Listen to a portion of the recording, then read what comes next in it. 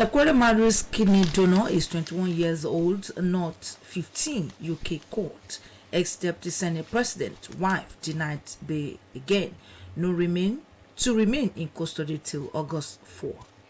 Court disqualifies a PDP data Guber candidate Obrore Wari. Kuje attack symptom of security failure. Insider conspiracy, says Lawan, says relevant authorities must be sanctioned.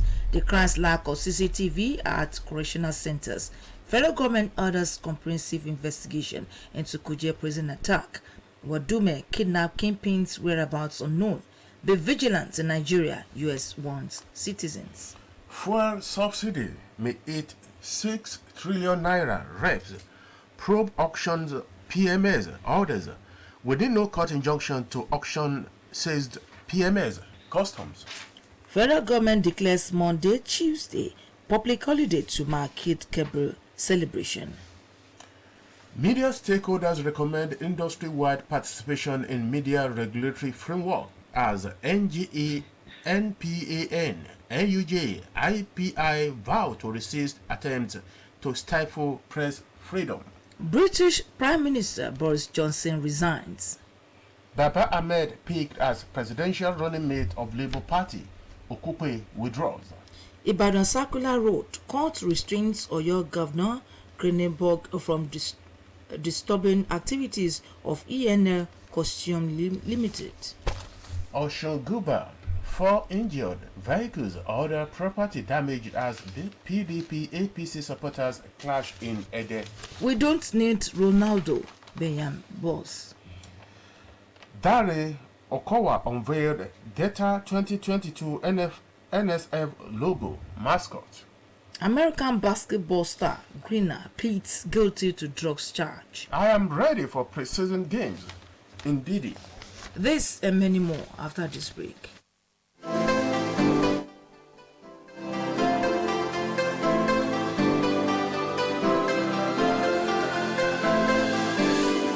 Always a leader.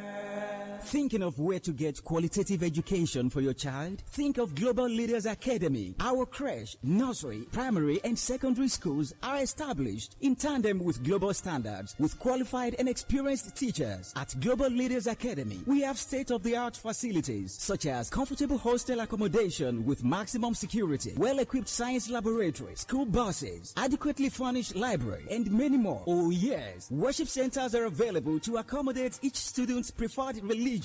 We also take our students for excursion on a regular basis. These and many more reasons are why Global Leaders Academy has been a choice school for parents who desire qualitative education for their children. Visit us today at Global Leaders Academy, located at Plot 1AMB, Oroki Estate, Lameko Junction, Oshobo, or call 0815-928-0037. At Global Leaders Academy, we are not led, we lead, and always a leader.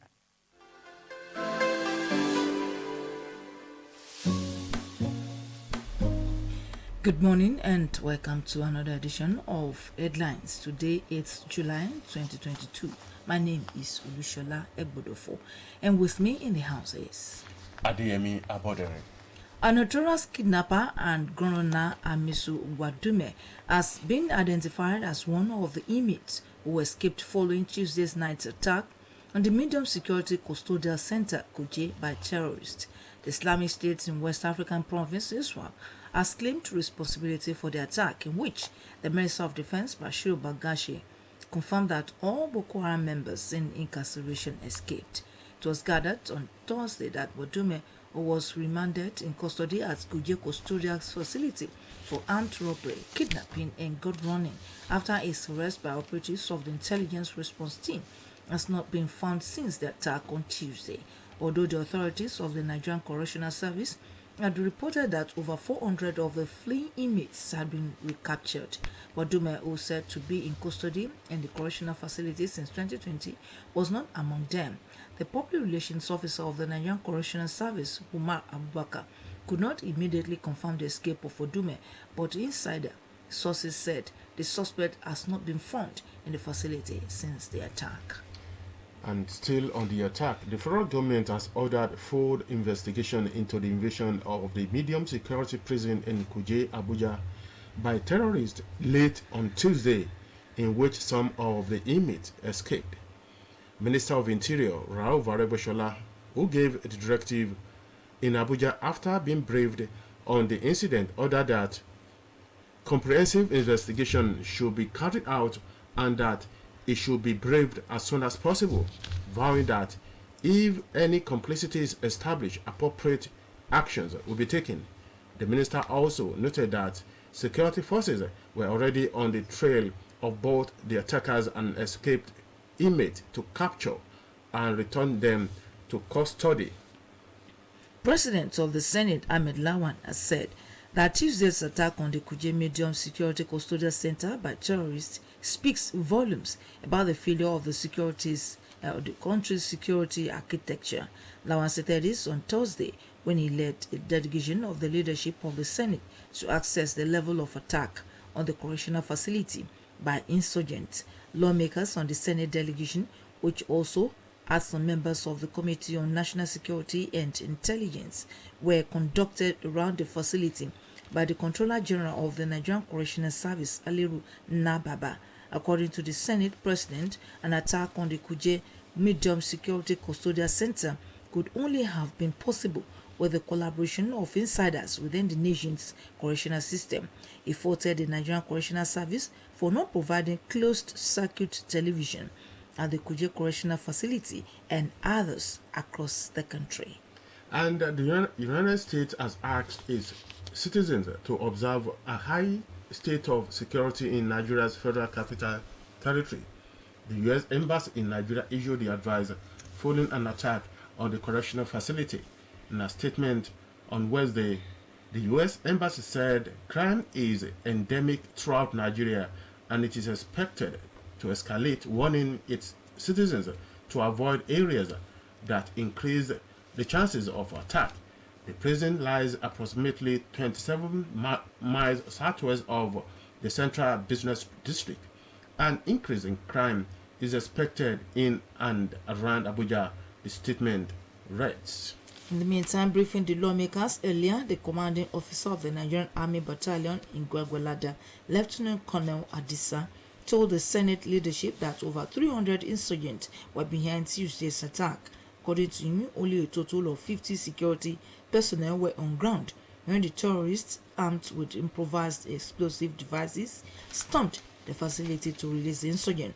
Meanwhile, the Department of State Services on Thursday said that none of its operatives was among the escaped inmates of the Kuje prison. This was contained in a statement made available to newsmen in Abuja by the spokesperson for the agency, Dr. Peter Ofunaya. And the United Kingdom has also advised its citizens in Nigeria against traveling to states that have witnessed attacks in recent weeks. According to the statement by the Foreign, Commonwealth and Development Office, UK citizens are to avoid traveling to Borno, Yobe, Adamawa, Gombe, Kaduna, Katsina, Zamfara, riverine areas of Delta, Bayelsa, Rivers, Akwa Ibom, and Cross River. Of Arts and Science and Damiko Montessori International School, Cali.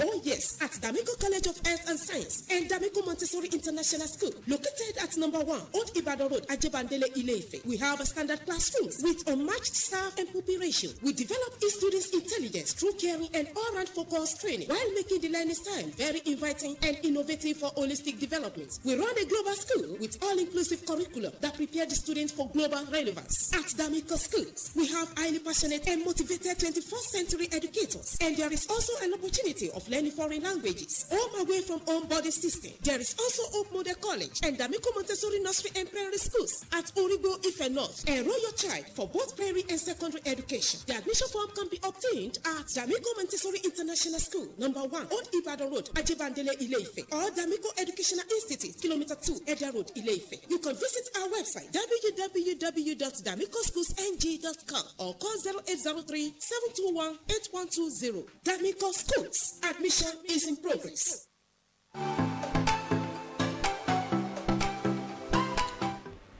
There are indications that the fuel subsidy reductions may hit 6 trillion naira at the end of 2022 fiscal year. The National Assembly in the amended 2022 Appropriations Act, which was signed into law by President Muhammadu Buhari, had approved the sum of 4.4 trillion naira.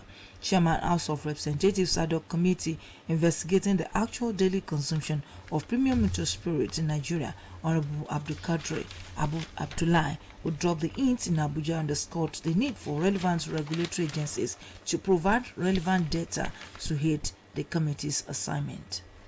On your view segment today, as Muslim pilgrims ascend Mount Arafat today in preparations of tomorrow's Eid al-Kabir celebration, we want our listeners at home to use this medium to preach peace and religious harmony among adherents of various religious faith in the country. And the number to dial will be 081-877-75777 as Islamic pilgrims ascend Mount Arafat in preparations for tomorrow's Eid al-Kabir celebration. They need to allow for religious tolerance and harmony among adherents of various religious faith will be our talking point on your view segment today.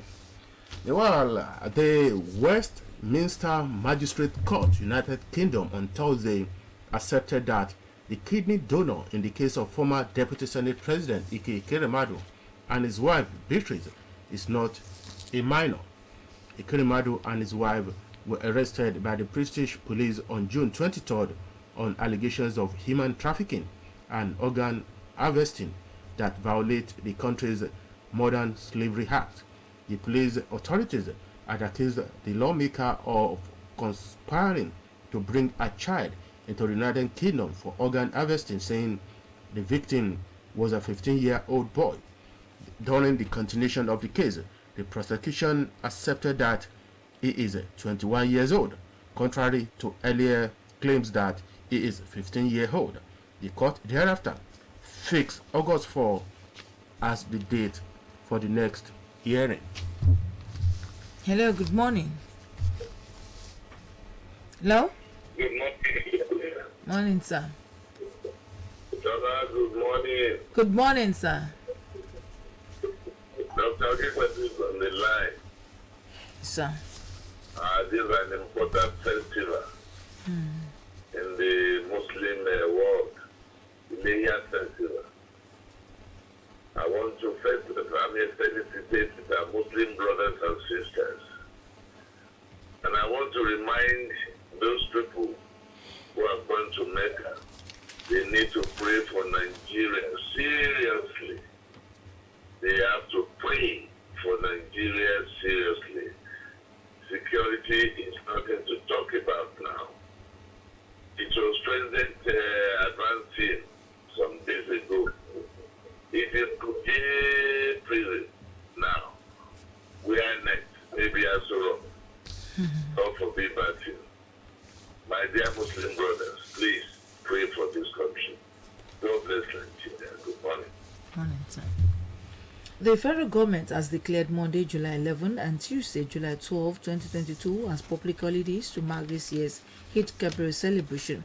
Minister of Interior, Rauf Aregbesola, made a declaration on behalf of the federal government, congratulated all Muslims and Nigerians both at home and in the diaspora on this occasion. This was contained in a statement signed by the Permanent Secretary, Dr. Shuaib Beguri, on Thursday and made available to newsmen. The minister assured Nigerians that the administration of President Muhammadu Buhari is committed to the security of lives and property of all Nigerians, empowering the citizens for successful living, the provisions of social investment programs, and adequate security in the schools. Aregbesola, while wishing Muslims a happy Eid al-Kabir celebration, urged Nigerians to take responsibility by reporting only suspicious individuals and criminal activities they observed around them to law enforcement agencies with the use of N-Alert application. Before then, please. Hello, good morning. Good morning. Morning, sir. Mufika Wadeleke from Okibale. Well, I felicitate with my Muslim brothers and sisters. We should use the period to promote unity and to live in peace. We should use it to emulate the life of Prophet Muhammad sallallahu alaihi wasallam, and most importantly, we should use it to offer prayer to overcome the various challenges in the country. Good morning. Thank you. The Northern Elders Forum has lamented that politicians are using religion and ethnic divides to divert attention on serious issues bedeviling the country. In a statement signed by the Director of Publicity and Advocacy, Dr. Hakim Baba Ahmed, it noted that the forum views preparations towards the forthcoming election with disdain. Government on Wednesday abducted 4 persons traveling on the Akoirele Road in Ikole local government area of Ekiti State.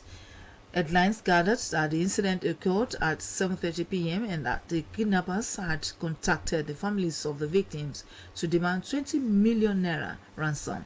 The victims, who were traveling in a minibus and car, were said to have been ambushed at a bad portion of the road that links Ekiti and Kogi states. A source said the driver, who is from Ekpao, Ekiti, and the passenger were abducted in the commercial vehicle, while the driver and his assistant were taken away in the mini truck, which was said to be conveying charcoal. No fewer than 4 persons reportedly got injured in the South local government area of Osun State when supporters of the People's Democratic Party and All Progressive Congress clashed on Thursday. The pandemonium left a vehicle, motorcycle, and other valuable property damaged at the APC Secretariat. Trouble reportedly started in the early hours of the day when PDP members holding their rally in the town allegedly laid siege at the APC Secretariat and beat up party members in the office. Another says, however, claimed that it was the APC members that attacked the PDP members while on their campaign tour. Governor Rotimi Akeredolu of Ondo State on Thursday reiterated his call for the state police in order to effectively secure the lives and property of the people. Akeredolu stated this in his office while playing host to the new Assistant Inspector General of Police in charge of Zone 17, AIG Yunus Muhammad Akera. Noted that the Nigerian police force are overstretched and understaffed and lack of capacity to adequately secure the people. Akeredolu said the fact that a single police command in Abuja cannot adequately secure the country has led to the demand for state police. Founder, Bayes University Abuja Senator Dati Baba Ahmed has been announced as the running mate to the presidential candidate of the Labour Party in the 2023 election. Peter Obi, the 46-year-old and former senator representing Kaduna North, made the announcement on his Twitter handle on Thursday night. The National Commission of Refugees, Migrants and Internally Displaced Persons had commenced the process of providing 5 settlement cities to harbor displaced persons in various parts of the country. Federal Commissioner of the Commission, Iman Suleiman, disclosed this on Thursday at the Presidential Villa Abuja during the weekly ministerial briefing. According to her, the pilot phase of the project will begin in Borno, Kano, Katsina, Zamfara, Nasarawa, and Edo State. Sorry. Hello, good morning. Hello, good morning. Morning. Hello, good morning. Good morning, sir. My name is Alaji Radipolawa from Ekiti. Our pilgrims, to make this time around should be appealed to. So please and please pray for this country. If all other things have failed, the security, the economy and everything in this country is gone down. Nothing remains again. People are just walking on the street like corpses. There are many things happening. Is there any solution? It will go, and the only thing is that you have to keep ourselves, solace. And what is it? That God exists. On a more serious note, look at what is happening in Abuja. The attack on the Kuje prison the attack on the presidential, bid, and so many other things. Where are we? It is very unfortunate that Nigeria still exists. Are we existing at all? Most of these things are international disgrace. Please, our president should pray for this country seriously. Justice Taiwo of Abuja Federal High Court has disqualified Honorable Sheriff Oborewori as the candidate of the Delta State People's Democratic Party for the 2023 governorship election. In a judgment delivered on Thursday, the judge agreed with the plaintiff that Oborewori ought not to be on the ballot for the 2023 governorship election for the PDP on account of allegedly supplying false and forged documents to INEC. Now to sports, American basketball superstar Brittany Griner has pleaded guilty to drug charges in the Russia court, but has denied deliberately breaking the law. The Olympic gold medalist was detained in February at an airport near Moscow when cannabis oil vape cartridges were allegedly found in her luggage. Griner's wife, Chirila, earlier called on President Joe Biden to do whatever is necessary to secure a release. Mr. Biden told Chirila Griner he was working to secure a release as soon as possible. And Bayern Munich have no intention of signing Cristiano Ronaldo from Manchester United this summer, with Chief Executive Oliver Kahn stating that a deal for the 37-year-old would not fit with her philosophy. Super Falcons captain Onome Ebe said she and her teammates were left devastated after their 1-2 loss to arch rivals South Africa in the 2022 Women's African Cup of Nations Group C opener on Monday in Rabat. Ebe, the oldest player in the Nigerian squad, lamented that the loss at the hands of Bayana was a shocker which would take a long time to forget. And on this note, we say bye on this morning edition of Headlines from 104.5 FM. It has been the duo of Adeyemi Aboderin and Olushola Egbodofo, and the producer of this program is Motubayo KAYEGBOI. Production advisor is Abimbola Babatunde. We say good morning.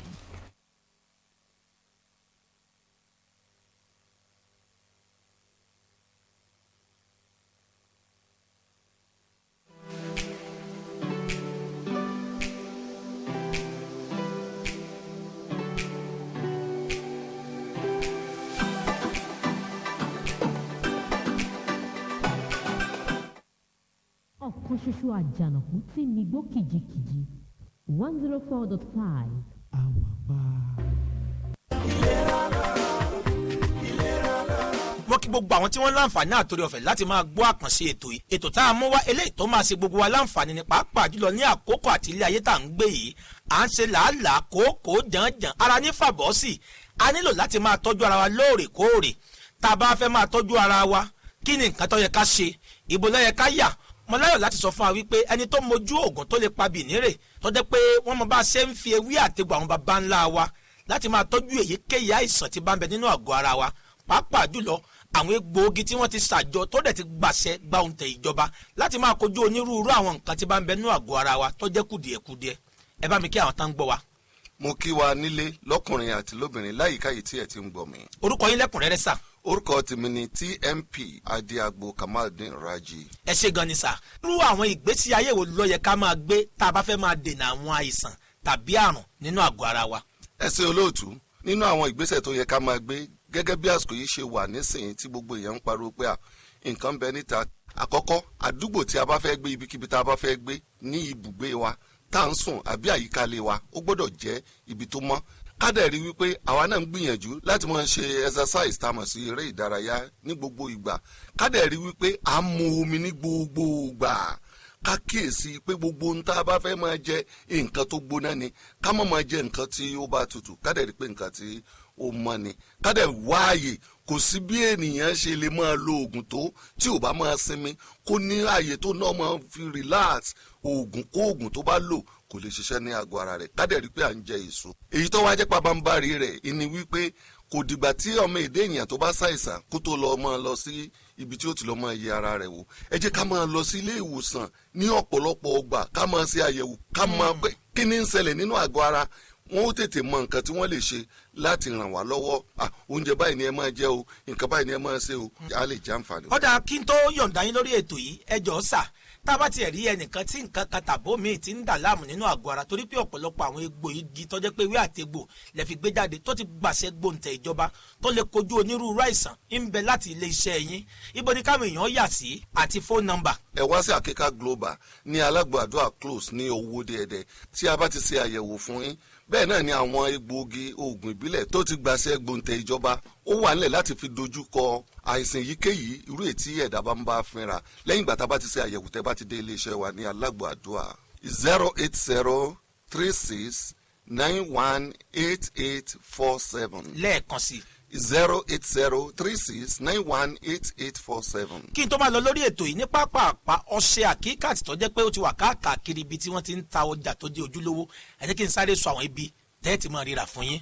wọ́n ti wà ní Adeniyi supermarket lẹ́gbẹ̀ẹ́ NEPA office Ìrágbìdì nípìnlẹ̀ Ọ̀ṣun, Ayọ̀ patent medicine store tó wà ní Òkìtì Bàbá ìdojúkọ Bẹ́wàdí petrol station Ìkìrun nípìnlẹ̀ Ọ̀ṣun. bákan náà ẹ tún lè rí àwọn ọṣẹ yìí rà ní Yalatif supermarket Ẹlẹ́rìn area lẹ́gbẹ̀ẹ́ ilé epo Admos Ẹdẹ ní ìpínlẹ̀ Ọ̀ṣun. ẹ lọ sí Èyíòwàwí supermarket eléyìí tó wà ní dojúkọ Anglican Church Ajibọ̀rọ̀ compound Ìlobò nípìnlẹ̀ Ọ̀ṣun. ẹ̀yin t'Ògbómọ̀ṣọ́ ẹ lọ sí Akoi Allah medicine store Seko ní Oyèwùmí road Ògbómọ̀ṣọ́ nípìnlẹ̀ Ọ̀yọ́. bẹ́ẹ̀ ni àwọn ọṣẹ yìí wọ́n tún ti wà ní For You and Me store Báàgò lẹ́yìn Rotas petrol station Ìdí Àpẹ́ nílùú Ọ̀yọ́. ẹ̀yin tìwó Olódù Ọba ẹ lọ sí Alhaja Rukayat Zuba supermarket Bowen University road lẹ́gbẹ̀ẹ́ ààfin Olúwo Ìwó ní ìpínlẹ̀ Ọ̀ṣun. nílùú Èdìgbò ẹ̀wẹ̀ ọṣẹ Àkíkàt ó wà ní Èyíòwàwí supermarket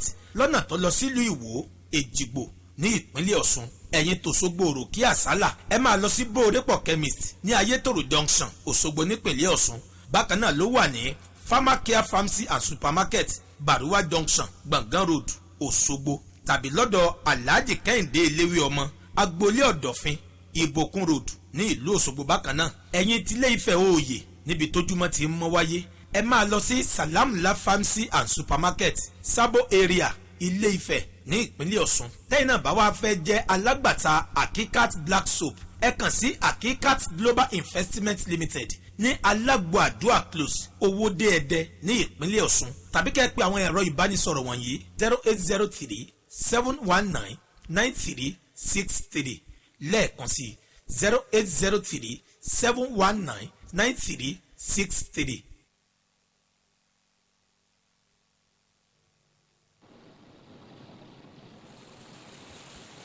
You're listening to 104.5 megahertz. Just like water, we are your indispensable companion.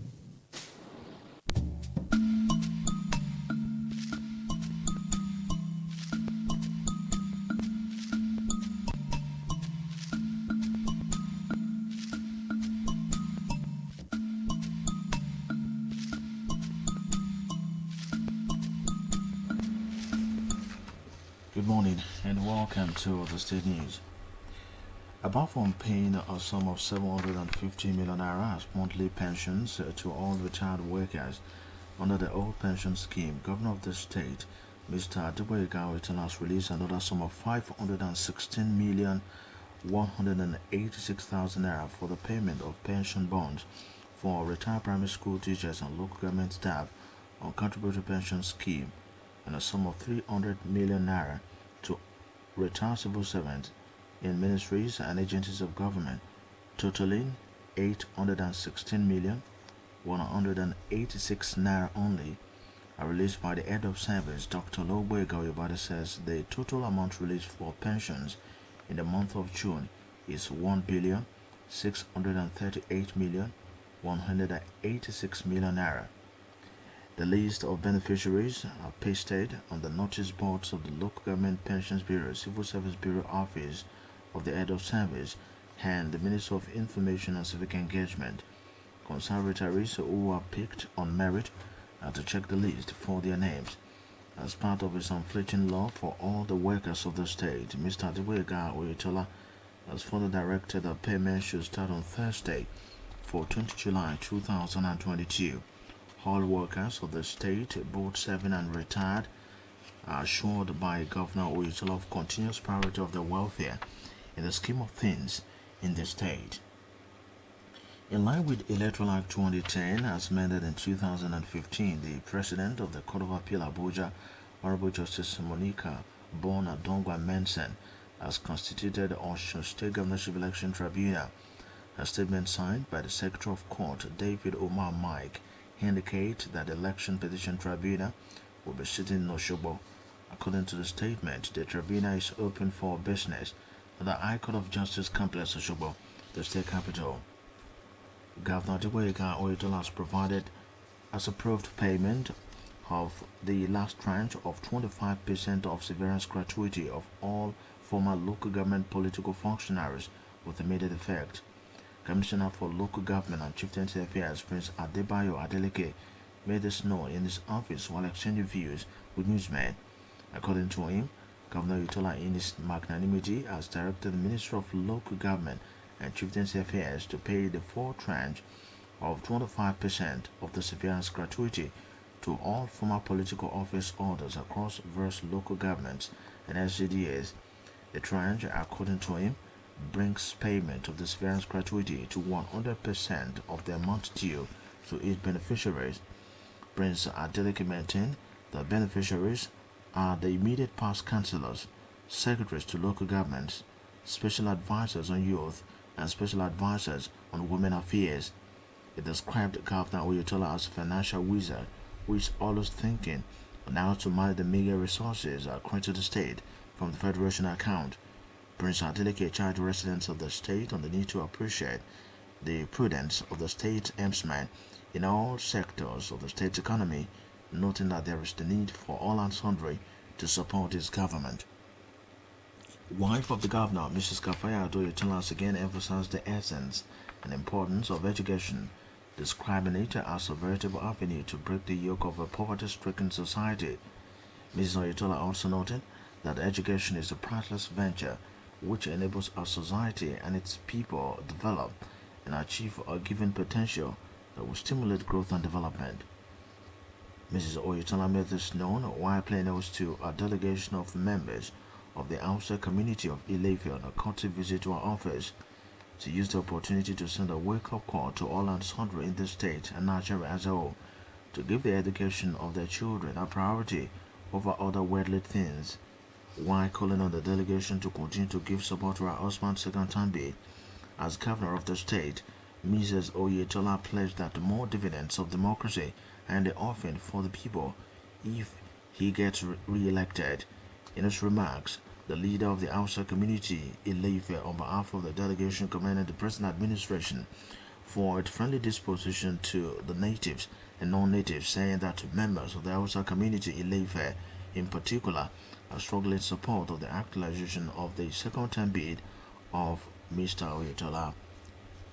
The KAYEGBOI Oyetola Campaign Council will today round off the campaign for the re-election of Governor Oyetola with a visit to Ile-Ife, Ife South local government area of the state.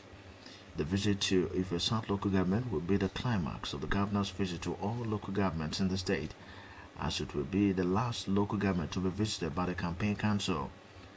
In a press statement from the Media and Communication Directorate of the Campaign Council, Lomo Sunday Akere, the governor and his team will be received at Garage Olode, where he will call the tape of the Secretarial Complex of the Ife Southwest LCDA before addressing the general public and receiving members of the opposition PDP into the party at Orita Glow, Garage Olode.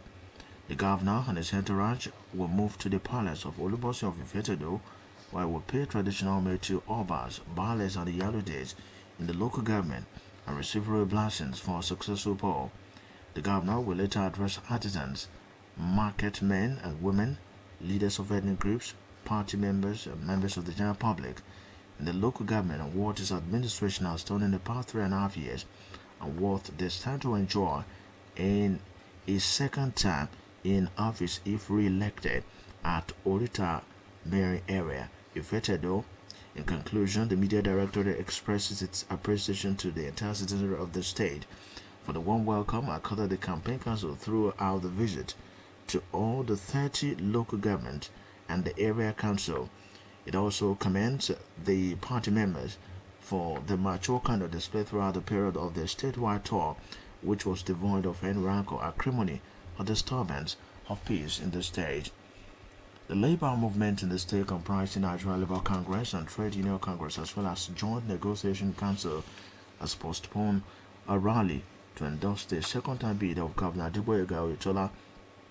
A statement by the chairman of Nigeria Labour Congress, Jacob Adekomi, the Trade Union Congress, Adekola Adebowale, and Chairman Joint Negotiating Council, Mr. Bayo Adejumo, indicate that the rally is postponed due to some unforeseen circumstances. The statement urges all affiliated unions that it really regrets any discomfort or embarrassment the development might have caused all invitees, adding that a new date for the much awaited grand rally will be announced soonest. The state government has reiterated its commitment to provide free train ride to Osogbo for its indigents in Lagos willing to celebrate Eid-el-Kabir with their families. The Commissioner for Commerce, Industry, Cooperatives and Empowerment, Dr. Bodiola Onipekun, made this known in a statement in Osogbo. According to the statement, the free train service will depart the Ido terminals in Lagos today, with stopovers at designated train stations in Ogun, Oyo State, to pick passengers, and is expected to arrive at the Nelson Mandela train park station at Osogbo by 6 p.m. He said on Monday, July 11, the train will make a return trip from Osogbo in the morning to Ido terminals in Lagos, with stopovers at designated train stations in Oyo and Ogun to pick and discharge passengers. The commissioner noted that the administration of Governor KAYEGBOI has been doing it since its assumption of office of providing free train service for Osho indigents in Lagos, coming on for all religious celebrations. Millions of people, including citizens of neighboring states of Oyo, Ogun, Ekiti, Kwara and Ondo, have benefited tremendously from the free train program since it was initiated by the state government in 2011. As adherents of Islamic faith prepare for Eid-el-Kabir, investigations by OSBC News correspondent to ram stands at Ikiron and its environs reveals that sellers have brought in rams of different species. A reporter who visited some ram markets at Ikiron, Obagwa and Iragwije revealed that there are large quantities of rams, red goats and cows for sale. It was reliably gathered from ram sellers that the prices of ram range from 100,000 naira to 250,000 naira. White red gold is sold between 60 and 80,000 naira, with most cows at 300,000 naira to 350,000 naira only.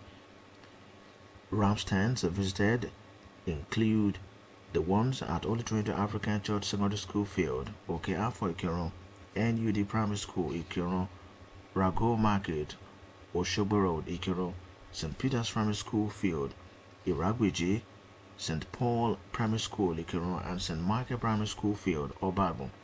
It was also observed that people have started purchasing the rams in readiness for the Eid-el-Kabir celebration, and that was the state news. Good morning.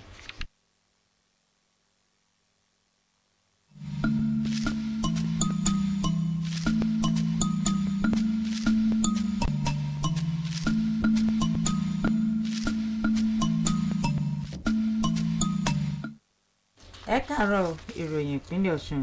Yàtọ̀ sí sísan ẹ̀ẹ́dẹ́gbẹ̀rin ó lé mílíọ̀nù náírà gẹ́gẹ́ bí owó ìfẹ̀yìntì oṣooṣù fún gbogbo àwọn òṣìṣẹ́ fẹ̀yìntì lábẹ́ ètò ìfẹ̀yìntì àtijọ́, gómìnà ìpínlẹ̀ Ọ̀ṣun ọ̀gbẹ́ni Adégbóyèga Oyètọ́lá ti fọwọ́ sí owó tó lé ní ẹ̀ẹ́dẹ́gbẹ̀ta mílíọ̀nù náírà ó lé láti fi sanwó ìfẹ̀yìntì ìpọ́nmílẹ̀ dòǹgbẹ fáwọn olùkọ́ ilé ẹ̀kọ́ alákọ̀ọ́bẹ̀rẹ̀ àti àwọn òṣìṣẹ́ ìjọba ìbílẹ̀ lábẹ́ ètò ìpọ́nmílẹ̀ dòǹgbẹ fáwọn òṣìṣẹ́ ọba níléeṣẹ́ àti lájọ̀lájọ̀ ìjọba. Àtẹ̀jáde tí olórí òṣìṣẹ́ ọba nípìnlẹ̀ Ọ̀yọ́ Ọ̀mọ̀wé Olúgbóyèga Oyèbádé fi síta ṣe lálàyé pé àpapọ̀ iye owó tí gómìnà fọwọ́ sí ọ̀hún fún oṣù kẹfà ní owó tó lé ní bílíọ̀nù kan náírà. Orúkọ àwọn tó jàǹfààní ètò ọ̀hún ló ti wà lójú pátákó ìpolongo iléeṣẹ́ tó ń rí sí ọ̀rọ̀ ìfẹ̀yìntì, iléeṣẹ́ tó wà fún ọ̀rọ̀ ìjọba ìbílẹ̀ ọ́fíìsì olórí òṣìṣẹ́ ọba àti iléeṣẹ́ ètò ìròyìn tí ètò sísan owó ọ̀hún yóò sì bẹ̀rẹ̀ lọ́jọ́bọ̀ ọ̀sẹ̀ tó ń bọ̀. Gómìnà Adégbóyèga Oyètọ́lá ti buwọ́lu sísan ìdá 25% owó àjẹmọ́nú tí ó gbẹ̀yìn fáwọn alábòójútó lẹ́rí ní gbogbo ìjọba ìbílẹ̀ tó wà nípìnlẹ̀ yìí. Kọmíṣánná fọ́rọ̀ ìjọba ìbílẹ̀ àtòyè jíjẹ ọmọọba Adébáyọ̀ Adélékè ló sọ̀rọ̀ yìí lọ́fíìsì rẹ̀. Gẹ́gẹ́ bó ṣe wí, gómìnà Adégbóyèga Oyètọ́lá ti pàṣẹ fún iléeṣẹ́ tó mójútó ọ̀rọ̀ ìjọba ìbílẹ̀ àtòyè jíjẹ láti san owó àmúrelé fáwọn alákòóso tẹ́lẹ̀ yíká gbogbo ìjọba ìbílẹ̀ tó wà nípìnlẹ̀ yìí, eléyìí tí ìjọba ti ń san owó àwọn èèyàn náà lẹ́kùnrẹ́rẹ́ pẹ̀lú ìdá 100%. Níbàámu pẹ̀lú òfin ìdìbò ìtọ́dún 2010 tí àtúnṣe wáyé lórí rẹ̀ lọ́dún 2015, olórí ilé-ẹjọ́ kòtẹ́milọ́rùn nílùú Àbújá ti ṣe àgbékalẹ̀ ìgbìmọ̀ tí yóò gbọ́ ẹ̀sùn tó bá ṣúyọ nídìí ìdìbò gómìnà ìpínlẹ̀ yìí. Àtẹ̀jáde tí akọ̀wé ilé-ẹjọ́ David Mike fi síta fi hàn pé ilé-ẹjọ́ tó gbọ́ tí yóò máa gbọ́ ẹ̀sùn tó bá ṣúyọ nínú ìdìbò náà ní ibùjókòó rẹ̀ yóò wà nílùú Òṣogbo. Aya gómìnà ìpínlẹ̀ yìí arábìnrin Kàfáyàtọ̀ Oyètọ́lá ti sọ bó ṣe ṣe pàtàkì láti mú ẹ̀kọ́ àwọn ọmọ ní Ìbàdàn lọ́nà àti lè mókun dé bá ìṣẹ́ òun òṣì láwùjọ. Arábìnrin Oyètọ́lá tún wòye pé ẹ̀kọ́ máa mú kí ìdàgbàsókè tó ṣe sàn wà. Ó sọ eléyìí lásìkò tó ń gbàlejò ikọ̀ kan tí wọ́n jẹ́ Haúsá tí wọ́n ń gbé nílùú Ilé-Ifẹ̀ lọ́fíìsì rẹ̀. Ó lo àǹfààní àbẹ̀wò náà láti ké sí gbogbo àwọn èèyàn ìpínlẹ̀ yìí àti àwọn èèyàn lápapọ̀ láti mú ọ̀rọ̀ ẹ̀kọ́ àwọn ọmọ lọ́kùnkúndùn. Nígbà tó wá ké sí àwọn ikọ̀ náà láti tẹ̀síwájú nípa ṣíṣe àtìlẹ́yìn fún sáà kejì ọkọ rẹ̀ gẹ́gẹ́ bí gómìnà ìpínlẹ̀ yìí, arábìnrin Oyètọ́lá jẹ́jẹ́ rírí títúbọ̀ rí èrè jẹ ìjọba tiwantiwa jẹ tí wọ́n bá tún gómìnà yàn. Nínú ọ̀rọ̀ tí adarí àwọn Haúsá ọ̀hún nílùú Ilé-Ifẹ̀ lórúkọ àwọn yòókù rẹ̀ ló ti gbóṣùbà fún ìjọba tó wà lóde báyìí nípínlẹ̀ yìí fún ọwọ́ ìfẹ́ tó nà sí wọn tí wọ́n sì sọ pé gbẹ̀ngbẹ̀ng làwọn wà lẹ́yìn gómìnà fún sáà kejì ọ̀hún. Lónìí ní ikọ̀ ìpolongo gómìnà Adégbóyèga Oyètọ́lá yóò káàdì ètò ìpolongo rẹ̀ nílẹ̀ pẹ̀lú àbẹ̀wò síjọba ìbílẹ̀ Gúúsù Ifẹ̀ nípínlẹ̀ yìí. Nínú àtẹ̀jáde tí olùdarí ètò ìròyìn nínú ikọ̀ ìpolongo àtúnyàn gómìnà Oyètọ́lá Olúọmọ Sunday Akéré fi síta ló ṣàlàyé pé gómìnà àti ikọ̀ ìpolongo rẹ̀ ni wọn yóò gbàlejò wọn ní gáràjì ọlọ́dẹ níbi tí wọn yóò ti sí gbọ̀ngàn ìgbàlódé tí wọ́n kọ́ sí ìjọba ìbílẹ̀ ìdàgbàsókè ìwọ̀-oòrùn Gúúsù Ifẹ̀ ṣáájú kó tó bá àwọn èèyàn sọ̀rọ̀ tí yóò sì gba àwọn ọmọ ẹgbẹ́ òṣèlú PDP wọlé sínú ẹgbẹ́ òṣèlú náà ní oríta Glo ní gáràjì ọlọ́dẹ. Gómìnà àti ikọ̀ ìpolongo rẹ̀ yóò tún lọ sí ààfin Olúbọ̀sìn ti Ìfẹ́tẹ̀dó níbi tí yóò ti ṣe kẹ́ẹ̀pẹ́ sí àwọn orí adé agbègbè ọ̀hún tí yóò sì tún gba èrè fún àṣeyọrí ìdìbò tó ń bọ̀ lọ́nà. Lẹ́yìn èyí ni gómìnà yóò bá àwọn oníṣẹ́ ọwọ́, àwọn ìyálọ́jà àti àwọn èèyàn lápapọ̀ sọ̀rọ̀ láti sọ ohun tí wọ́n ti ṣe láti ọdún 3 àbọ̀ sẹ́yìn àti ohun tí wọ́n tún ní làkàá láti ṣe ní oríta 4 nílùú Ìfẹ́tẹ̀dó lẹ́tọ̀ yóò ti wáyé. Níparí, olùdarí ètò ìròyìn nínú ikọ̀ ìpolongo ọ̀hún wọ́n á gbóṣùbà fún àwọn ọmọ ẹgbẹ́ àti gbogbo àwọn tí wọ́n gbà wọ́n lálejò lákòókò àbẹ̀wò sí gbogbo àwọn ìjọba ìbílẹ̀ náà fún bí wọ́n ṣe ṣe. Ẹgbẹ́ òṣìṣẹ́ NSA àti TUC títí kan ẹgbẹ́ tó ń dúnàádúrà láàrin ìjọba àtàwọn òṣìṣẹ́ JNSA ti sún ìwọ́de wọn fún àti ṣe àtìlẹ́yìn fún gómìnà Adégbóyèga Oyètọ́lá síwájú. Nínú àtẹ̀jáde tí wọ́n dìjọ fọwọ́ sí ni wọ́n ti rọ gbogbo àwọn ọmọ ẹgbẹ́ tọ́rọ̀ kàn láti rí àfikún náà gẹ́gẹ́ bí èyí kí wọ́n gbà bẹ́ẹ̀. Ìjọba ìpínlẹ̀ yìí ti fi ìdí rẹ̀ múlẹ̀ pé láti pèsè ọkọ̀ ojú irin ọ̀fẹ́ fáwọn olùgbé ìpínlẹ̀ yìí ló ń gbé nílùú Èkó tó fẹ́ wá sí ìlú Òṣogbo láti wá báwọn mọ̀lẹ́bí wọn ṣe ọdún iléyá fún tọdún yìí.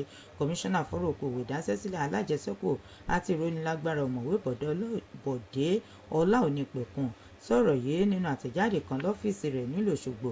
Gẹ́gẹ́ bó ṣe wí, ètò ọkọ̀ ojú irin ọ̀fẹ́ ọ̀hún ni yóò gbéra láti ibùdókọ̀ ojú irin tó wà ní Ìdó ní ìpínlẹ̀ Èkó láàárọ̀ òní tí yóò sì dúró nípínlẹ̀ Ògùn àti Ọ̀yọ́ láti lè kérò tí ó sì gúnlẹ̀ sí Nelson Mandela Freedom Park tó wà nílùú Òṣogbo ní ọwọ́ ìrọ̀lẹ́. Èyí lópin ìròyìn ìpínlẹ̀ Ọ̀ṣun. Ẹ̀yà ṣẹ́.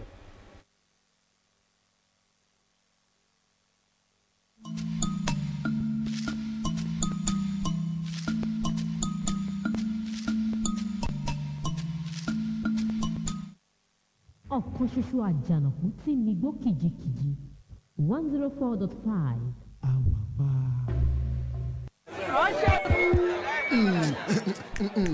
ẹ̀yin èèyàn mi, my name na Segun and I be village man. All of una wey like to blame us village people because una business no dey do well. Shey una think say we no get our own issue ni? Abeg, we village people no get your time o. Check yourself first. Village people aren't the reason your business isn't growing. Introducing MoneyPoint, a business bank that helps you realize your business dreams with easy access to quick loans, ease of payment collections, and general business management tools. Visit www.moneypoint.com and let's help you power your business dreams.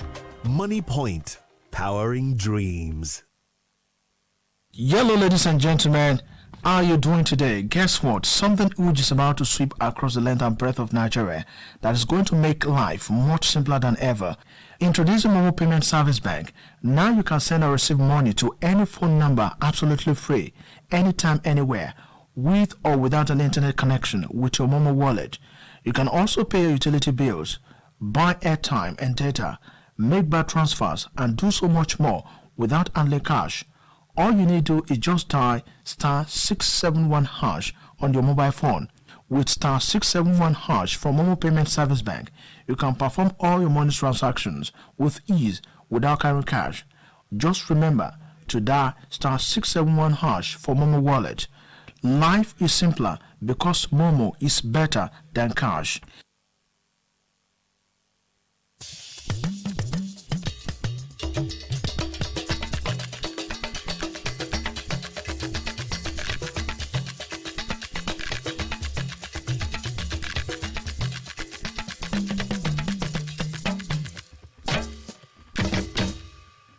Musulumi ayeta kota buge kama mare uwase. Musulumi ayeta kota buge kama mare uwase. Musulumi ayeta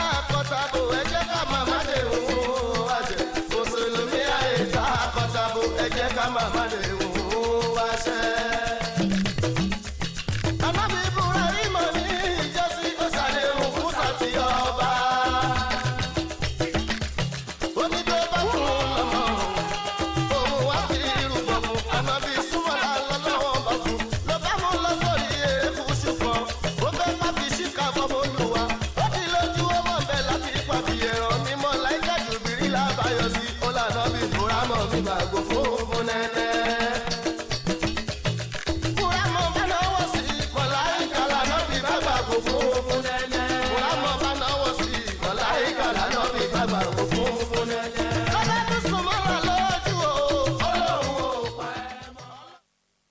ọ̀kan ṣoṣo àjànàkú tí ń migbó kìjikìji 104.5.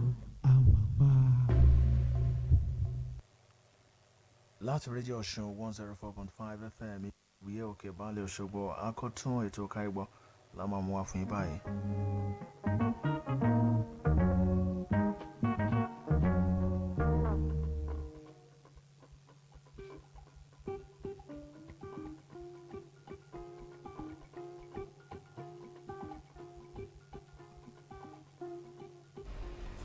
akínyìn ẹ kú ojúmọ́ ẹ sì káàbọ̀ sórí ètò yín ètò wa káyé gbọ́ níbi tí a ti máa ń bọ̀ yín gbọ́ ní àwọn ìròyìn nínú gbogbo àwọn ìwé ìròyìn tó jáde lójoojúmọ́ láàárọ̀ tòní ànídàyè nìyẹn wa lágara nínú àwọn ìwé ìròyìn tó jáde láàárọ̀ tòní tí a pè ní káyé gbọ́ níbi tí a ó ti máa ṣe àlàyé lẹ́kùnrẹ́rẹ́ lórí àwọn tó jáde nínú ìwé ìròyìn tòní. Bákan náà ni a ó bọ̀ sí abala kejì ètò yìí tí a pè ní abala lójú tèmi, níbi tí ẹ̀yin ènìyàn wa tí ẹ ti máa ń láǹfààní láti dá sí ètò yìí.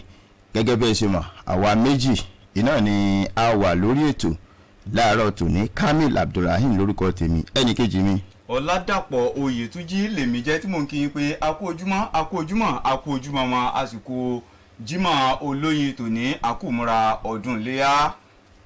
Ní báyìí ẹja máa fún yín ní àwọn kókó tó súyọ nínú ìwé ìròyìn tòní ká tó mọ tú pẹrẹpẹrẹ rẹ̀ fún yín kókó.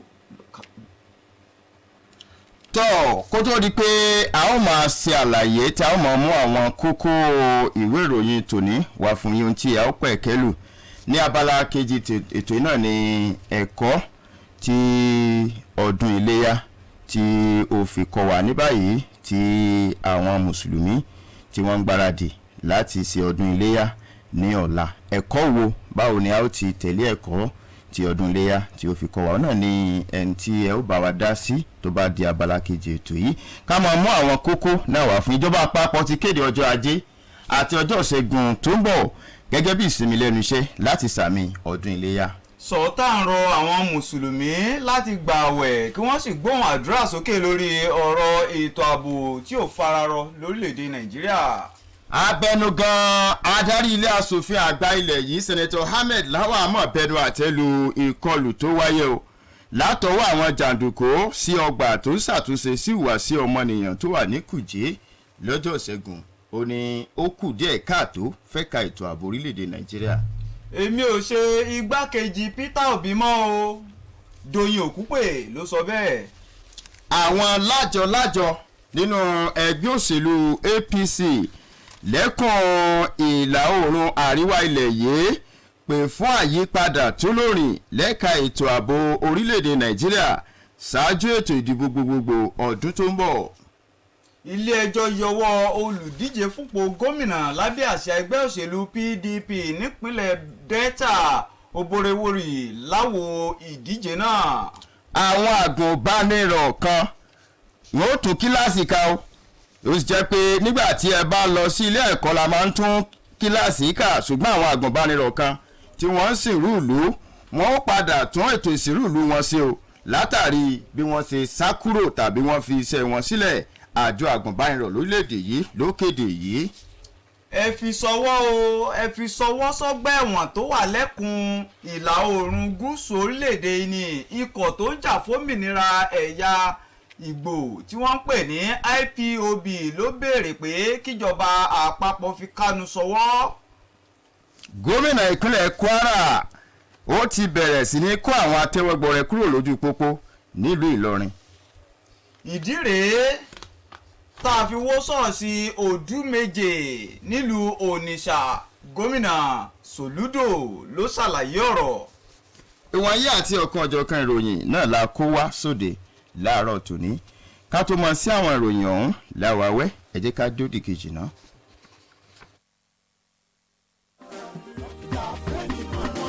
baálé mi ṣé ẹ mọ̀ wípé ó yẹ ká dúpẹ́ lọ́wọ́ gómìnà pínlẹ̀ Ọ̀ṣun fún ṣíṣe àgbékalẹ̀ àjọ adójútòfò ìlera OIS. bẹ́ẹ̀ni my dear èròǹgbà ọkàn gómìnà Adégbóyèga Oyètọ́lá òun ni kí gbogbo ènìyàn máa gbé ìgbésí ayé ìfọkànbalẹ̀ pẹ̀lú àlàáfíà tó ń tilera pípé èyí ló fa ìdásílẹ̀ àjọ adójútòfò ìlera OIS wọ́n sì ń ṣe gudugudu méjì àti yàyà mẹ́fà ní báyìí àjọ OIS tó ti ní àjọṣepọ̀ pẹ̀lú àwọn ilé ìwòsàn aládàáni tó gbàṣẹ gbòǹtẹ̀ ìjọba ìgbàkúùgbà tẹ́ ẹ bá débẹ̀ fún ètò ìlera ara yín níwọ̀nba ìgbà tẹ́ ẹ bá ti ní káàdì OIS lọ́wọ́ ẹ ó láǹfààní àti gbàtọ́jú ń bẹ̀ kí gbogbo ètò ìlera wa lọ́sùn kó lè bọ́ sí ìrọ̀rùn wọ̀kùwọ̀kù léyìíkéyìí ilé ìwòsàn tẹ́ ẹ bá dé ìdí nìyí tí àjọ OIS fi ṣètò ICT center wọ́n pé tábìlì àti ibùsùn lọ́pọ̀ yanturu àga ìjòkó blood pressure machine solar light àti gbogbo àwọn èlò ìlera káàkiri àwọn ilé ìwòsàn ìjọba tájọ OIS jẹ́ lóǹtẹ̀. ìmọ̀ràn tèmi ni pé ẹ tètè lọ forúkọ sílẹ̀ pẹ̀lú àjọ OIS lówó péréte. fàlà ilẹ̀kùnrẹ́rẹ́ 0700-225-56447 0700-225-56447 tàbí www.osia.ng. OIS, providing access to qualitative health without tears.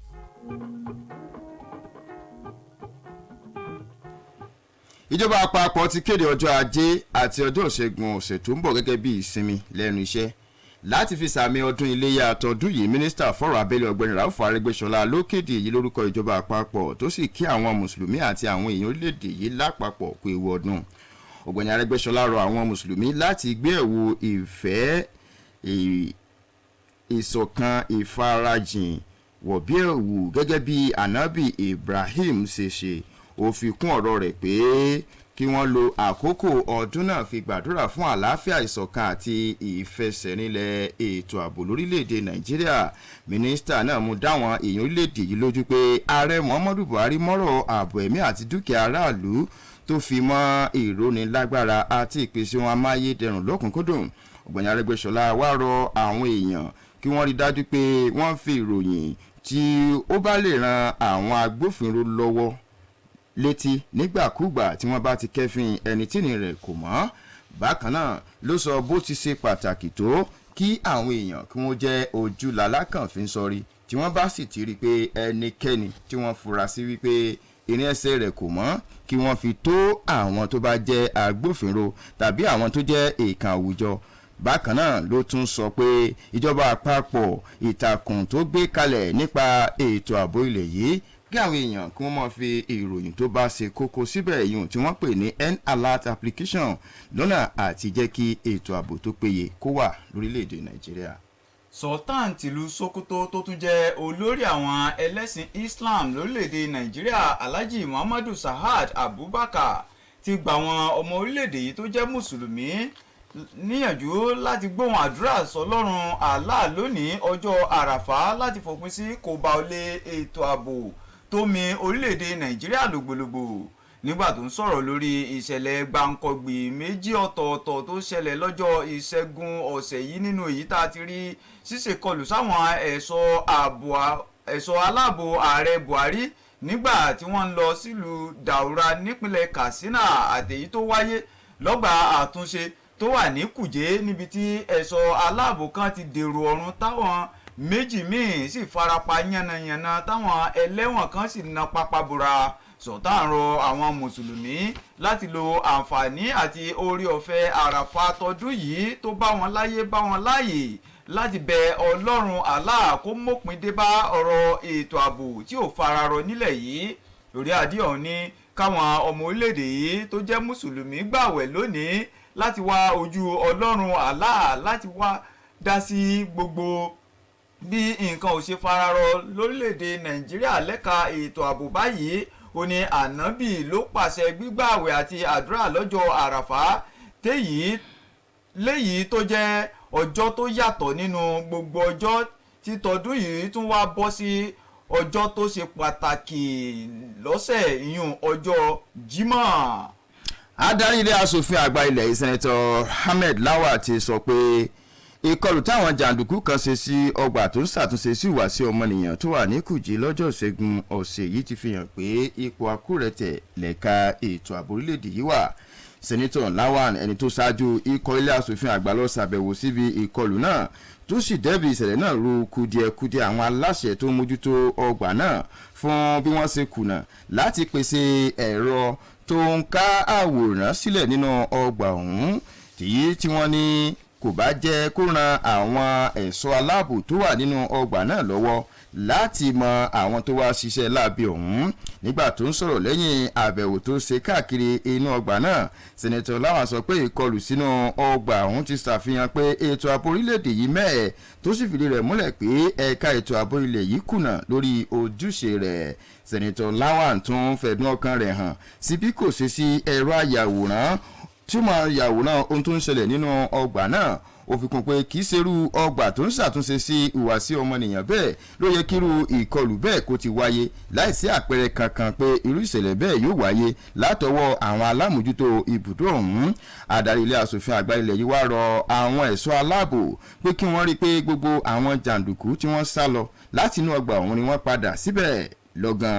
Àwọn rántí pé àwọn jàǹdùkú yabo ibùdó tó ń ṣàtúnṣe sí ìhùwàsí ọmọnìyàn tó wà ní Kùjé lálẹ́ ọjọ́ ìṣẹ́gun ọ̀sẹ̀ yìí tí wọ́n sì tú àwọn tó ń faṣọ péńpé roko ọba tó tó 600 sílẹ̀ níbi tí wọ́n ti rán ikọ̀ tí a ti rí àwọn ikọ̀ Boko Haram 15 tí wọ́n wà nídìí ìkọlù sí ọkọ̀ ojú irin Kaduna sí Àbújá lọ́jọ́ 28 oṣù kẹta ní Katari nípínlẹ̀ Kaduna níbi tí èèyàn 8 ti dágbére fáyé tí wọ́n sì tún jí ọ̀pọ̀lọpọ̀ àwọn èrò lọ nínú ọkọ̀ ojú irin ọ̀hún. Ikọ̀ IPOB tó ń jà fún òmìnira ilẹ̀ Biafra ti béèrè pé kíjọba àpapọ̀ fi olórí ikọ̀ ọ̀hún Nnamdi Kanu sọwọ́ sọ́gbà ẹ̀wọ̀n kan lẹ́kùn ìlà oòrùn gúúsù ilẹ̀ yìí. Ìpè yìí ló wáyé látàrí ìkọlù tó wáyé lẹ́nu lọ́lọ́ yìí lọ́gbà ẹ̀wọ̀n tó wà ní Kùjé. Nínú àtẹ̀jáde kan tákọ̀wé ètò ìpolongo ikọ̀ ọ̀hún ọ̀gbẹ́ni Emma Powerful fi síta níkọ̀ IPOB ti ní àwọn ẹ̀ṣọ́ aláàbò mọ̀ sí ìkọlù tó wáyé lọ́gbà ẹ̀wọ̀n náà táwọn ọmọ ikọ̀ ọ̀hún wà. eléyìí tí wọ́n ní wọ́n fẹ́ fi gbẹ̀mí àwọn èèyàn àwọn tó wà ní ọgbà ẹ̀wọ̀n ọ̀hún ni wọ́n ní irú ìkọlù yìí kan náà ni wọ́n tún ti ń gbèrò eléyìí táwọn gbọ́ láti ṣe síléeṣẹ́ ọ̀tẹlẹ̀múyẹ́ ilẹ̀ yìí pẹ̀lú èròǹgbà àti gbẹ̀mí adarí àwọn tó wà ní ọ̀dọ̀ àwọn ọ̀tẹlẹ̀múyẹ́. Àtẹ̀jáde náà ní kọ̀ ọ̀hún fi ń béèrè pé kí wọ́n yọ̀ǹda Kanu nítorí kò sí ààbò fún nílùú Àbújá tó wà rárá bí ti wù kó mọ̀.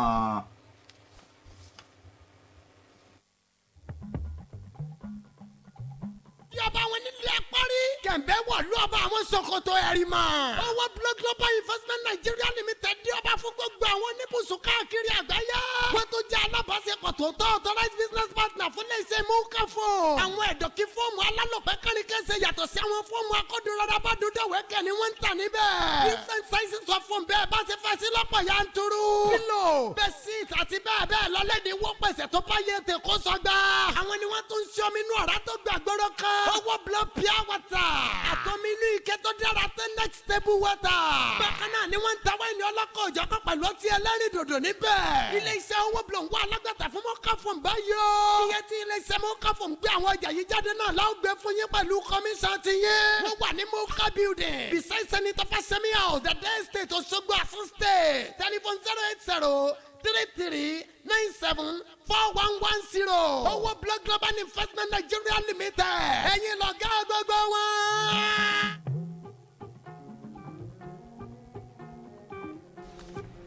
àwọn alájọlájọ lábẹ́ ẹgbẹ́ òṣèlú All Progressives Congress nípínlẹ̀ Sokoto ti pè fún àyípadà ètò ààbò lápá ìlà oòrùn àríwá ilẹ̀ yìí ṣáájú ètò ìdìbò gbogbogbò ọdún tó ń bọ̀. Wọ́n pàrọwà yìí lásìkò ìfikùnlukùn pẹ̀lú àwọn èèkàn nínú ẹgbẹ́ náà tí wọ́n àbẹ̀wò káàkiri ìṣẹ́kùn náà. Ìjẹ́nú àtẹ̀jáde tí akọ̀wé ètò ìpolongo ẹgbẹ́ òṣèlú APC lẹ́kùn ọ̀hún Musa Mailafia Madafi síta ní Kaduna. Nínú àtẹ̀jáde náà ni wọ́n ti rọ gbogbo àwọn olùdíje tí wọ́n dupò kan tàbí òmíì pé kí wọ́n kàn sí gbogbo àwọn tọ́rọ̀ ètò ààbò kan gbọ̀ngbọ̀n lẹ́kùn wọn láti sọ́nà pétò ààbò tó mọ́yán lórí yóò fi wà lẹ́kùn ọ̀hún. Nígbà tó ń kí àwọn èèkàn nínú ẹgbẹ́ ọ̀hún káàbọ̀ sí Sokoto, adarí ẹgbẹ́ náà Sẹ́nẹ́tọ̀ Aliyu Wamako ló ti fìdùnnú rẹ̀ hàn sí ìgbésẹ̀ náà, èyí tó fìdí rẹ̀ múlẹ̀ pé ìṣọ̀kan tó fẹsẹ̀ nílẹ̀ wà nínú ẹgbẹ́ ọ̀hún lẹ́kùn náà. Wamako, ẹni tó tẹnumọ́ ìfarajìn rẹ̀ láti rí i pé ẹgbẹ́ náà jáwé olúborí nínú ètò ìdìbò tó ń bọ̀, tó sì ṣèlérí láti má yípadà tó lóòrìn bá ẹgbẹ́ ọ̀hún pẹ̀lú gbogbo ohun tó bá wà níkàápò òun. Nígbà tó ń fèsì, ìgbákejì alága ẹgbẹ́ òṣèlú APC lẹ́kùn ìlà oòrùn àríwá ilẹ̀ yìí ọ̀gbẹ́ni Saliu Lukman sọ pé àfojúsùn lórí àbẹ̀wò náà ni láti mọ bẹ́gbẹ́ òṣèlú APC ṣe fẹsẹ̀ rinlẹ̀ sí àtọ̀nà láti yanjú gbogbo gbùngbùngbùn tó wà láàrin àwọn ọmọ ẹgbẹ́ náà. Ọ̀gbẹ́ni Lukman wá fi dáwọn èèyàn ẹkùn náà lójú pé àyípadà yóò dé bá ètò ààbò ẹkùn náà àti orílẹ̀-èdè Nàìjíríà lápapọ̀ láìpẹ́. Nígbà tó dé àbẹ̀wò ọ̀hún tó dé sí Zamfara níbi tí igbákejì alága ẹgbẹ́ òṣèlú APC lẹ́kùn náà àtàwọn ikọ̀ rẹ̀ náà tí wọ́n kàn sí ni wọ́n ti fìdí àtìlẹ́yìn wọn hàn. Bẹ́ẹ̀ ni wọ́n béèrè pé káwọn èèyàn kó má tẹ̀tì nínú ojúṣe wọn láti máa ṣùgbà ẹgbẹ́ òṣèlú APC. Olùdarí àgbà ikọ̀ ìpolongo ìbò ọ̀gbẹ́ni Peter Obi Doyin Okupe ti sọ lánàá pé òun ti yọwọ́ yọsẹ̀ gẹ́gẹ́ bí igbákejì olùdíje fún ipò ààrẹ lábẹ́ àsíá ẹgbẹ́ òṣèlú Labour ọ̀hún. Ọ̀gbẹ́ni Peter Obi nínú àtẹ̀jáde kan tí Doyin Okupe fi síta lórí ẹ̀rọ Twitter rẹ̀ ló ti ní òun ti fi ìwé sọwọ́ sájọ elétò ìdìbò ilẹ̀ yìí láti fi tó wọn létí pé òun fínúfíndọ̀ yọwọ́ bí igbákejì olùdíje fún ipò ààrẹ nínú ẹgbẹ́ òṣèlú ọ̀hún. Alága àpapọ̀ ẹgbẹ́ òṣèlú náà ní láìpẹ́ làwọn ó kéde orúkọ ẹni táwọn ó fi rọ́pò rẹ̀. Ṣáájú lọ́gbẹ́ni Obi ti ní ọ̀dọ́ torí rẹ̀ pé lòun fẹ́ bí igbákejì òun. Ó ní oríṣiríṣi àwọn èèyàn làwọn tí ń bá sọ̀rọ̀ níbi tó ti dárúkọ Hakeem Baba Ahmed, eléyìí tí pé òun ló kúnjú òṣùwọ̀n tẹ́gbẹ́ òṣèlú náà sì ní Hakeem Baba Ahmed gan làwọn nawọ́ rẹ̀ sókè láti jẹ igbákejì olùdíje fún ipò ààrẹ lábẹ́ àsíá ẹgbẹ́ òṣèlú Labour Party ìyún ọ̀gbẹ́ni Peter Obi. àjọ agùnbánirọ̀ ti kéde pé káwọn agùnbánirọ̀ 11 tí wọ́n sìn rúùlù nípínlẹ̀ èkìtì kó tún ìsìnrúùlù wọn ṣe fún bí wọ́n ṣe sá kúrò níbi tájọ náà pín wọn sí fún ìsìnrúùlù wọn. alámòjútó àjọ náà nípínlẹ̀ èkìtì arábìnrin Mary Chikwueze sọ pé méjì nínú àwọn agùnbánirọ̀ náà ni wọ́n jìyà ẹ̀ṣẹ̀ wọn pẹ̀lú ṣíṣe àfikún àkókò ìsìnrúùlù wọn kó lè jẹ́ ẹ̀kọ́ fúnru àwọn agùnbánirọ̀ míì tó bá fẹ́ sanrú aṣọ bẹ́ẹ̀ sọ̀rọ̀. Chikwueze ẹni tó sọ ìdí mímọ̀ ní Adó Èkìtì ti ṣèlúlu ìpínlẹ̀ Èkìtì lásìkò ètò ìparí ètò ìsìnrúùlù àwọn agùnbánirọ̀ ìpín 2021 batch B. ó ṣàlàyé pé 6 nínú ẹgbẹ̀rún kan àti okòólénírínwó-ó-dín-mẹ́rin àwọn agùnbánirọ̀ náà tí wọ́n ṣe ìrúùlù nínú ló jẹ́ pé 6 nínú wọn ni wọ́n ṣe ìwúrí fún pé wọ́n ṣe dáadáa nínú iṣẹ́ àfọmọnìyàn ṣe àti bí wọ́n ṣe kópa tó jọjú nínú ìgbé ayé àwọn èèyàn agbègbè tí wọ́n ti ń sìnrúùlù. alámòjútó àjọ àgùnbánirọ̀ náà ẹni tó gbósùbà fún gómìnà Káyọ̀dé Fáyẹmí tìpínlẹ̀ Èkìtì fún àtìlẹ́yìn tó ń ṣe fún àjọ NYSC nípínlẹ̀ náà ó fi ìdùnnú rẹ̀ hàn fún àṣeyọrí ètò náà. nínú ọ̀rọ̀ gómìnà ìpínlẹ̀ Èkìtì ọ̀mọ̀wé Káyọ̀dé Fáyẹmí ẹni tí igbákejì olóyè Bísí Ẹgbẹ́yẹmí sojú fún ti rọ àwọn ọ̀dọ́ orílẹ̀-èdè yìí níbi tá a ti rí àwọn agùnbánirọ̀ pé kí wọ́n láfojúsùn fún ọjọ́ iwájú wọn àti ìṣọ̀kan tó fi máa àlàáfíà orílẹ̀-èdè Nàìjíríà. ó gbósùbà fún àjọ agùnbánirọ̀ fún ipa tí ìsìnrúùlù náà ti kó fún ìdàgbàsókè ìpínlẹ̀ Èkìtì àti orílẹ̀-èdè Nàìjíríà lápapọ̀ lẹ́ka ètò ẹ̀kọ́ àti ẹ̀ka míì àti ipa táwọn agùnbánirọ̀ ń kó nínú àṣeyọrí ètò ìdìbò gómìnà ìpínlẹ̀ Èkìtì tó wáyé láìpẹ́.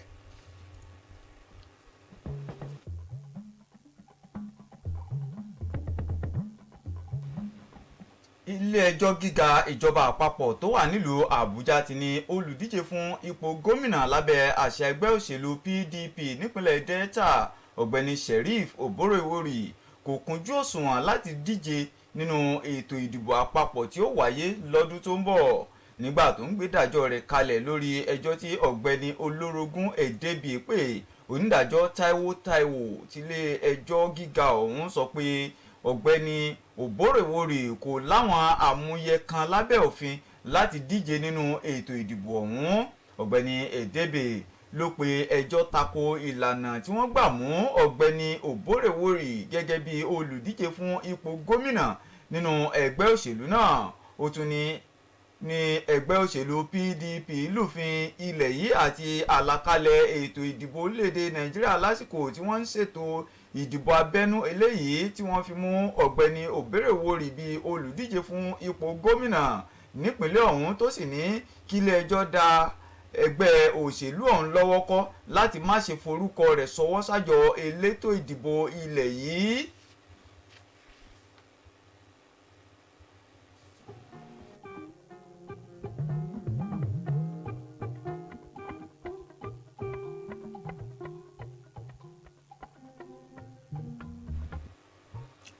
gómìnà ìpínlẹ̀ Kwara ti bẹ̀rẹ̀ kíkó àwọn atẹ́wọ́gbọ̀rẹ́ kúrò lójú pópó ìlú Ìlọrin. ètò kíkó àwọn atẹ́wọ́gbọ̀rẹ́ náà kúrò lójú pópó tó bẹ̀rẹ̀ lánàá láti ran àwọn iléeṣẹ́ tó wà fún ọ̀rọ̀ ìdàgbàsókè àwùjọ lọ́wọ́ lọ́nà àti jẹ́ kí àdúgbò gbogbo àwọn ojú pópó tó wà nílùú Ìlọrin kó wà ní mímọ́ tónítóní. nígbà tí ó bẹ̀rẹ̀ kíkó àwọn atẹ́wọ́gbọ̀rẹ́ náà kúrò lójú pópó láti Gèrè Alimi, Garage Ọ̀fà, Challenge Post Office, Unity Road àti General Hospital roundabout níbi tí àwọn atẹ́wọ́gbọ̀rẹ́ ọ̀hún sábà máa ń dúró sí. àtẹ̀jáde látọwọ́ akọ̀wé ètò ìròyìn iléeṣẹ́ ọ̀hún ọ̀gbẹ́ni Adésìkẹ́ọlá Ajíbóyè sọ pé kọmíṣánná fọ́rọ̀ ìdàgbàsókè àwùjọ arábìnrin Abọ́sẹ̀dé Àrẹ̀mú tó darí ètò náà fìdí ìfarajìn ìjọba ìpínlẹ̀ Kwara múlẹ̀ láti kó àwọn atẹ́wọ́gbọ̀rẹ́ ọ̀hún kúrò lójú pópó ní ìpínlẹ̀ ọ̀hún. ó tẹnumọ́ pàtàkì kí gbogbo àyíká ìpínlẹ̀ ọ̀hún kó wà ní mímọ́ tónítóní nítorí ìṣesí àti ìwà àwọn atẹ́wọ́gbọ̀rẹ́ ọ̀hún ti ń jojú lẹ́gbìn ní ìpínlẹ̀ ọ̀hún. ó ṣàlàyé pé ìdí tíjọba fi gùn lé ètò náà kò sẹ́yìn bíjọba ìpínlẹ̀ Kwara ṣe ti kọ́kọ́ ṣòfin èyí tó fi de ṣíṣe àgbékáàkiri ojú pópó ìpínlẹ̀ ọ̀hún látòṣù kínní ọdún yìí. ó fi kún pé òfin wà tó gbé ìgbésẹ̀ ọ̀hún lẹ́sẹ̀ tí èyí sì tún jẹ́ ara ọ̀nà láti jẹ́ kí ètò ààbò tó mọyan lórí kó wà ní ìpínlẹ̀ Kwara tó lédè Nàìjíríà lápapọ̀.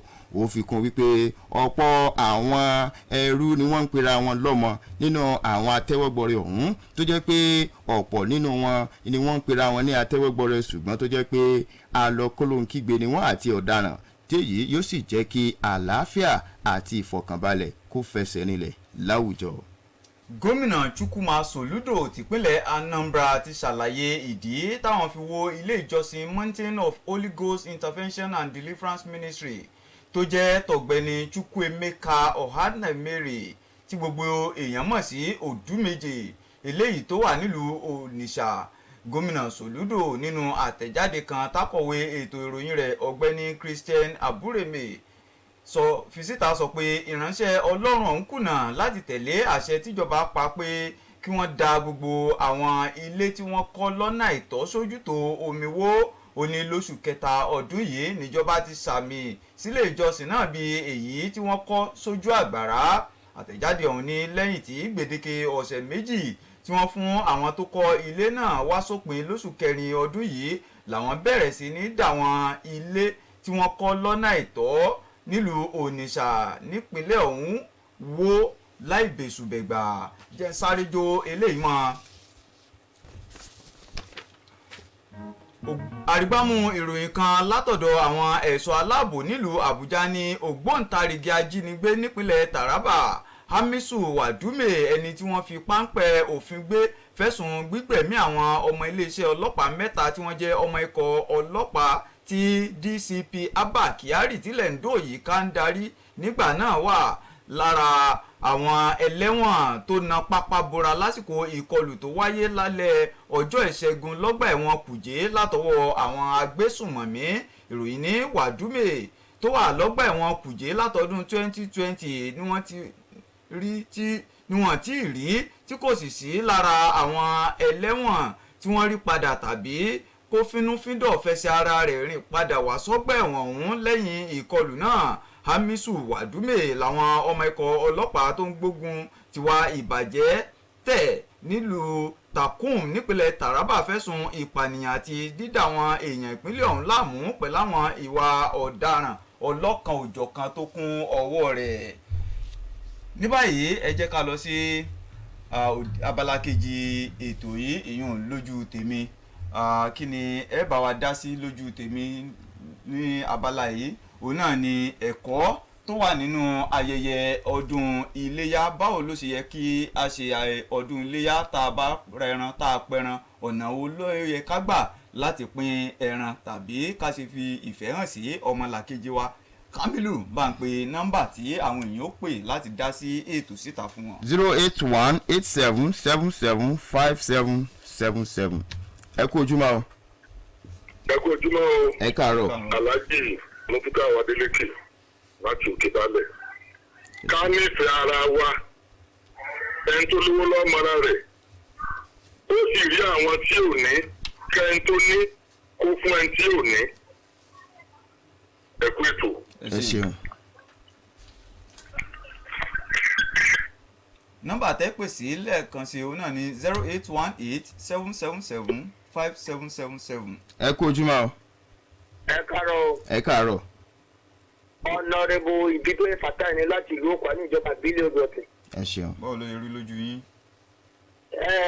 Ẹran ẹ̀kọ́ tó wà ń bí ẹran léyà ẹ̀ ṣe pé ká máa dákà fẹ́ ẹran mi ló tóbi jù.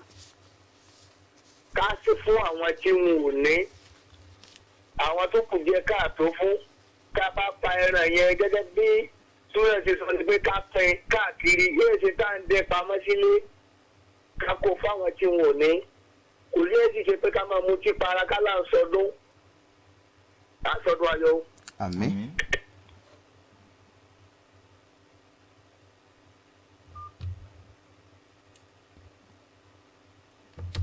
Ẹ kú ojúmọ́ o. Ẹ káàárọ̀ o báwo. Ẹ kú ojúmọ́ o. Ẹ̀lú ẹ káàárọ̀. Ẹ káàárọ̀. Ṣọlá fẹ́ mi wá. Àdúpẹ́. Àkótó. Ẹ ṣé. Orúkọ tó mẹ́lẹ̀ àpèsè ní àpèsè ìdílé láti olùsàdé. Ó lórí lójú yín o. Akẹ́rọ̀ gbogbo Mùsùlùmí gẹ́gẹ́ bí àwọn ọ̀jọ̀gbọ́n tí ó sọ̀rọ̀ látà.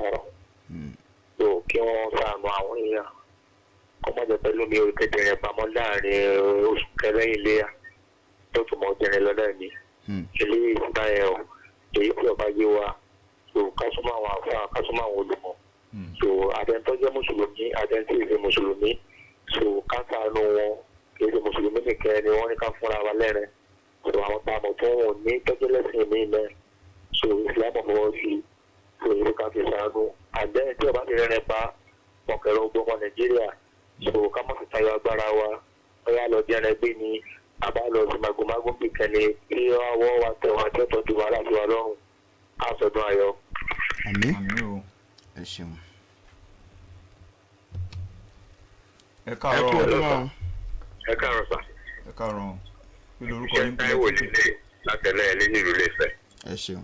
àti gbogbo àwọn ẹlẹ́sìn mùsùlùmí tó wọ́n kọ ọdún àti gbogbo apáta ìbẹ̀rù Ọlọ́run ló ṣe pàtàkì jù kò ń ṣe ẹran pípa kò ń ṣe ẹran pípa o kò ń ṣe ká há ẹran tàbí ká jẹ ẹran ìròyìn lẹ́ka rẹ́rẹ́rẹ́ yẹn náà láti inú ilé ẹnì kọ̀ọ̀kan ní Nàìjíríà ti rí bó ṣe rí yìí àwọn èèyàn tó lẹ́sẹ̀ lọ́rùn wọ̀nyí náà á dẹ̀ pẹran báyìí ọ̀pọ̀lọpọ̀ ń fọmọ ṣe tí ò dá ọ̀pọ̀lọpọ̀ ń fìyàwó ṣe tí ò dá ọ̀pọ̀lọpọ̀ kí ọkọ mọ́lẹ̀ ń kọ́ ya mọ́lẹ̀ ń kọ́ ọmọ ó ń paya à ń para wa nínú Nàìjíríà adẹ́nsọ́dún ọdún wo nìyẹn tó ká padà ní ẹnì kọ̀ọ̀kan wá títí dórí ọmọ ẹ̀yìn pàwọ́tá kí gbogbo wa yí wa pàpà padà kájẹ̀ jẹ́ olùfẹ́ Ọlọ́run àti olùfẹ́ ọmọnìkejì wa àti ẹni tó bẹ̀rù Ọlọ́run àdúrà yẹn mẹ́ẹ̀. ẹ ṣe àmín o. 08187775777 nọ́mbà tẹ́ pè sí láti dá sétò. ẹ kú ojúmọ́ o. ẹ kú ojúmọ́ sá o. ẹ ṣeun. kọ́ńtàmọ̀ ní orúkọ tèmi ò kéèké láti lù lọ́dún mu. ojú òní sì yé á ṣe ọdún ayọ̀ àní fílẹ̀ ṣe àṣemọ́sà. bá a ṣe ṣe ọdún ọ̀la ó ti wà ní ìlànà ìsìláàmù. ẹ ló sá. à ń gbọ́ yín o. sì máa dájú ìrọ̀rùn ní ọdọọdún. so ìtẹ́ra wa ní kókó ní ìṣòro ká lè fi tí a bá níbàrà wa lò ní ọjọ́ ọ̀sẹ̀ ọ̀la yẹn tó kókó ọ̀rọ̀ mi ò tún bá náà lọ ó ti dé gbogbo wa ojú òní tí ṣe o kọ́lọ́kàmà ló kọ́ tẹ̀lé kékeré láti lọ́ọ́ bí o mọ̀ sá. ẹ ṣeun ẹ ṣeun. ṣé a lè gba ìpè kan sí gbàgbà pè kan sí ká tó máa lọ. ẹ káàárọ̀ ẹ kú ojúmọ́ o. ẹ káàárọ̀ ẹ kú ojúmọ́ o. ẹ kú ojúmọ́ o. orúkọ mi ni tírímùsì owó yẹn láti Ọ̀yọ́ Aláàfin. ká ní bẹ̀rù Ọlọ́run ká má máa ṣe bámúbámú mo yó tó ẹran tí wọ́n ní àǹfààní ẹ̀sẹ̀ ká dá sí ọ̀nà mẹ́ta ká há ìdá méjì ká dá fún ọ̀rọ̀ kí wọ́n pín fún àwọn aráàta kí àwọn adáàmẹ́nu ilé ká jẹ́ pẹ̀lú ìgbọ́lọ́dún ayọ̀ láti o. àmín.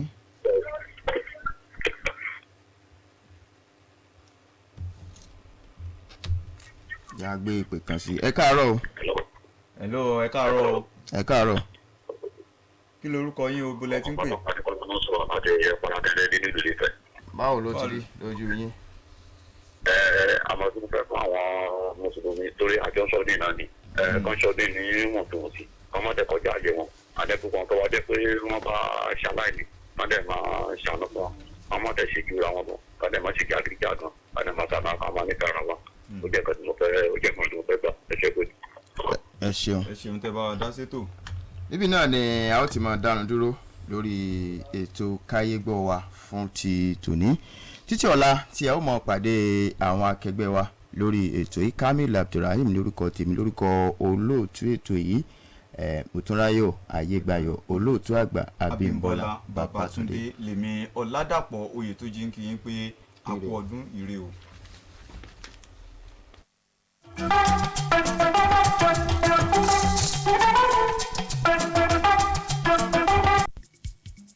ẹ̀yin èèyàn mi ò níbo la wà yìí láti gbé ń fakọyọ. 104